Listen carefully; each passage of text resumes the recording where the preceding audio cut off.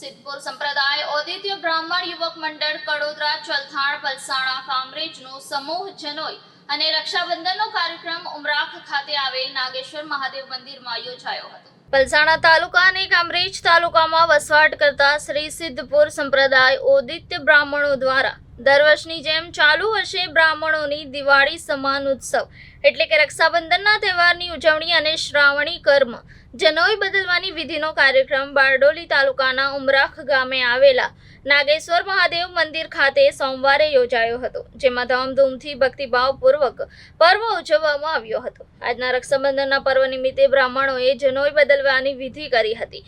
ખરવાસા ગામે આવેલ નાગેશ્વર મહાદેવ મંદિર ખાતે પલસાણા તેમજ કામરેજના ભૂદેવોએ નવી જનોઈ ધારણ કરી હતી। શાસ્ત્રીજી રાજેન્દ્ર તંદુલાલ ભટ્ટ મારું નામ છે ને સુરતની અંદર અમે રહીએ છીએ।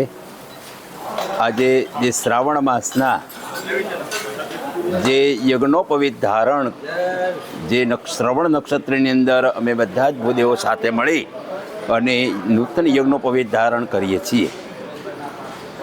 તો શા માટે નૂતન યજ્ઞોપવિત ધારણ કરવાની?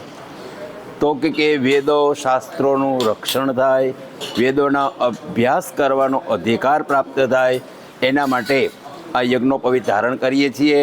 સાથે સાથે જીવનની અંદર પણ જે કહેવત છે ને કે સભા વિદ્યમાને સમય સર્વમે તદ વિચાર્યેવ ચિત્તેર પ્રતિજ્ઞા વિધેયા યથા દેવ ભાષા પરનો મનસ્યાત કરિષ્યામહે રક્ષણમ સંસ્કૃતિનામ। સંસ્કૃતિના રક્ષણ કરવાને માટે, વેદોના રક્ષણને માટે પણ આ નૂતન યજ્ઞોપવિત ધારણ કરી અને અમારું જીવન ધન્ય બનાવીએ છીએ।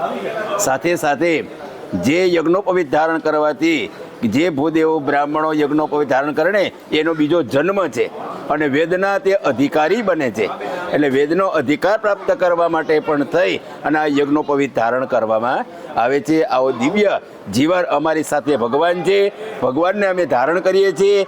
આવી ભાવનાથી અમે શ્રેષ્ઠ બ્રાહ્મણો જીવન જીવી અને સમાજનું કલ્યાણ કરે, સંસ્કૃતિની રક્ષા કરે અને પોતે આવી રીતના આદર્શ જીવન જીવે, આવી ભગવાન પાસે આજના દિવસે પ્રેરણા માગી અને આશીર્વાદ પ્રાપ્ત કરીએ છીએ।